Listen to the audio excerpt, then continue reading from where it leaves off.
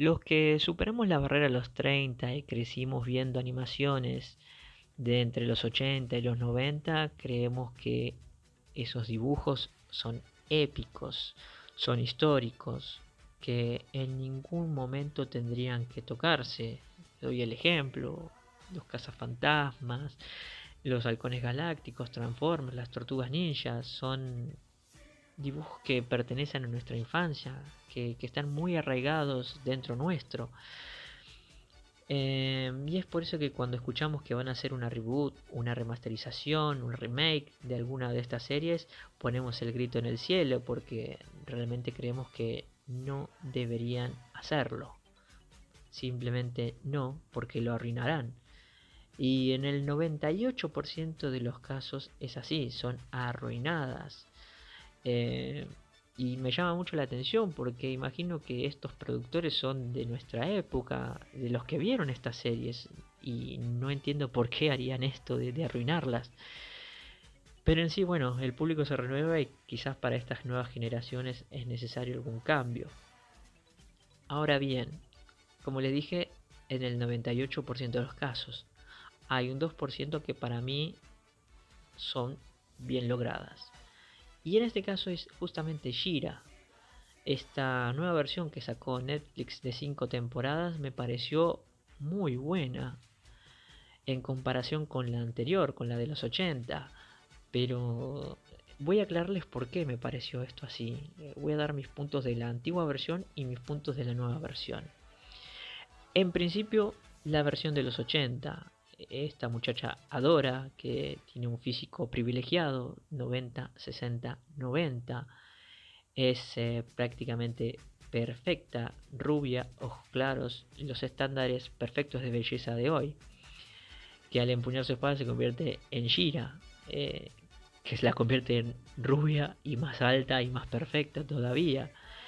Eh, es la clásica heroína que soluciona los problemas sin siquiera despeinarse. Eh, Se presenta el problema, lo soluciona, combate un poquito y se va. No tiene más inconveniente. Prácticamente en ningún capítulo la vemos sufrir demasiado. Eh, que está también acompañada por su séquito de personajes secundarios que son clones de ellas. Porque si vos te pones a ver algún capítulo y dado la animación de esos momentos, son todos iguales. Si a Shira le cambias el pelo y la ropa, es un personaje secundario. Y si a un personaje secundario le pones una peluca rubia y la ropa blanca y con las botas, es Shira. También esto alcanza a los hombres. Los personajes masculinos son iguales entre sí. Todos son musculosos, fornidos. No hay ningún, por así decirlo, personaje normal en toda la serie. Y desde ya también algún muñeco, algún peluche volador o algo raro. Pero en sí, todos son fuertes, ninguno es débil, ninguno tiene otra forma física. Eh, También cabe aclarar que los capítulos están pura y exclusivamente diseñados para chicos. ¿A qué me refiero?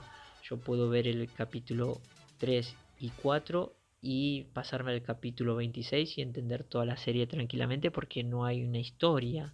Es el capítulo que comienza, que tiene la introducción, que presenta algún personaje, que aparece el problema, aparece Adora, se convierte en Shira, lo soluciona y termina y da una frase motivacional o algún mensaje para el público.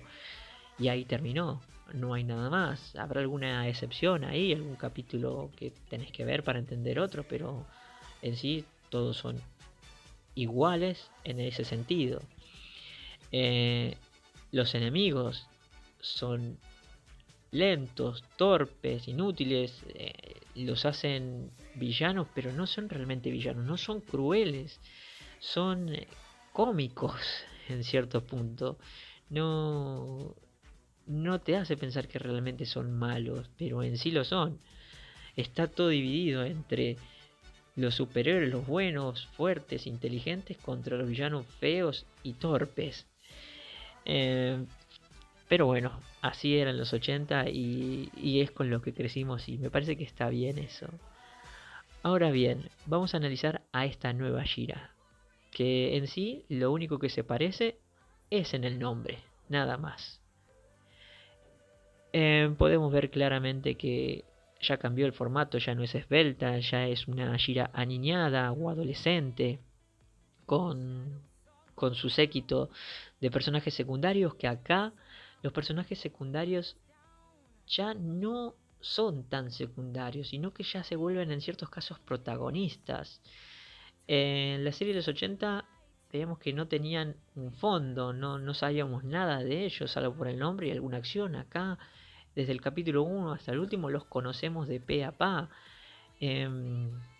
Todos con problemas, con inconvenientes que podemos tener hasta nosotros en la vida, problemas con los padres, problemas con las religiones, problemas con nuestra entidad o identidad también, esa lucha que tenemos entre nosotros de hacer el bien o hacer el mal, de hacer lo correcto.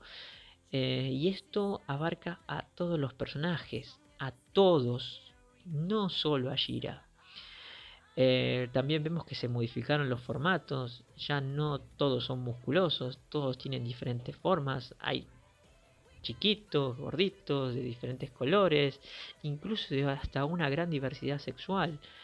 Y esto al principio te choca un poco porque vos creciste con los 80 y con otro mensaje y ahora cambió completamente y me imagino que son para las nuevas generaciones, pero esto no me cayó mal, al contrario, lo tomé un poco más natural. Obviamente al principio sí me afectó, pero después ya ni siquiera lo veía mal.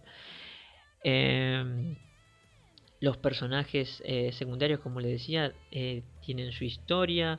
Podemos ver también que se aman entre ellos, no solo el clásico, la heterosexualidad, sino que también podemos ver a princesas que se aman entre sí, dos padres criando un chico, cosas que en ese momento, en los 80, eran impensadas, pero acá, les digo, se toma más natural. También Shira, que acá, a diferencia de la otra, sí tiene problemas, trata de buscar su identidad, trata de conocerse a sí misma, trata de entender de qué se trata su vida, quién es ella, que sufre también al convertirse, la vemos sufrir en cada capítulo, la vemos divertirse, la vemos humana. En sí eso es muy interesante. Em, para mí es muy bueno eso porque hay algunas personas que se pueden llegar a sentir identificadas con ella y ver que tal vez sea así la vida, con problemas, pero al final terminás logrando y solucionándolo y saliendo victoriosa. Acá los personajes, los villanos, también no son tan villanos como los 80, pero los ves obviamente con sus propios conflictos. Catra, que sería la enemiga de Shira, es mala, pero en el fondo no lo es tanto. Solo tiene un conflicto consigo mismo de lo que siente por Shira y lo que cree que está bien y lo que cree que está mal. Bien, ahora analicemos los capítulos, que a diferencia de los capítulos de los 80, acá no es tan fácil de ver. Es decir, tenés que ver el capítulo 1 de la primera temporada para entender el último capítulo de la quinta temporada. Es toda una historia, es todo lineal, tenés que verlo sí o sí. No podés empezar del capítulo 4 y ver el 23º y entender la historia, no, porque te vas a perder de un montón de cosas. Y eso también es bueno, porque realmente los escritores hicieron todo acorde para que vos sigas las temporadas y no te pierdas nada. Y para mí, la cuarta y la quinta son ejemplos de una muy buena y atrapante historia. En conclusión, no estoy diciendo que la serie de los 80 sea mala, está bien para su época, pero esta nueva Shira es excelente para esta época. Y esa es mi humilde opinión de lo que vi y lo que entiendo ahora.